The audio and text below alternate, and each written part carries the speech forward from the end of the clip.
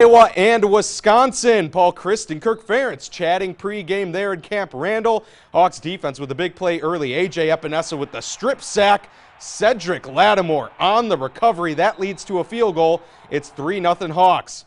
Iowa in Wisconsin territory early in the second. Nate Stanley, though, fumbling the exchange. That there would lead to a Badger touchdown. It's now 7-6 just before the half. Wisconsin taking it to the air off a play action. This here makes it 14-6 Badgers at the break. Wisconsin would add to the lead late in the third. Jack Cohn finding Quintez Cephas from 27 yards out. The catch right near the goal line. It's 21-6 Badgers at that point, but the Hawkeyes mounting a comeback. First, it's Nate Stanley to Nico Reganey. That there caps off a 9-play, 75-yard drive. Hawks within 8. Teams trade field goals, so it's 24-16 now with under 4 to play. Stanley back to pass, and it's Tyrone Tracy hauling this one in, and Tracy will take it 75 yards to the house. Hawks trailing 24-22, so they're going for the 2-point conversion. It's the quarterback draw. Stanley with the lane, but he's met right at the goal line.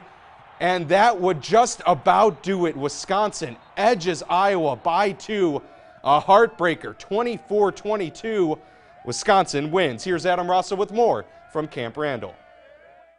It was exactly the type of game you expected between the Hawkeyes and Badgers here at Camp Randall. It's also exactly the type of game that Iowa can't find a way to win. The Hawkeyes losing 24-22 to the Badgers, their 6th one-possession loss in the last 2 seasons. Yeah, I mean, you really can't put it into words. It sucks, but we know that we can't hang our heads. We've got another tough game next week, and we know that we just have to come back and learn from it. I don't even know how to describe it. It feels like just another one of those things. It's a close game. It's something we felt before, and no one likes it. No one likes it at all. We knew it was going to be a full 60-minute game. We were just trying to fight our asses off all the way to the end, but unfortunately we came out short. Wisconsin did what they had to do, and they made the plays. We lost to a really good football team that played a really good game tonight, and it's part of the risky run anytime you go out there and compete. So it's disappointing, but one thing about doing this, if you can't handle that, if you can't recover from that, it's going to be even more disappointing in the future. Unbeaten Minnesota comes to Kinnick Stadium next week. Kirk Ferentz saying after the game that he's going to lean on these seniors to get over the tough loss.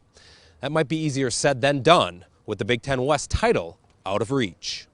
With the Hawks in Madison, Adam Rosso for Hawkeye Headquarters.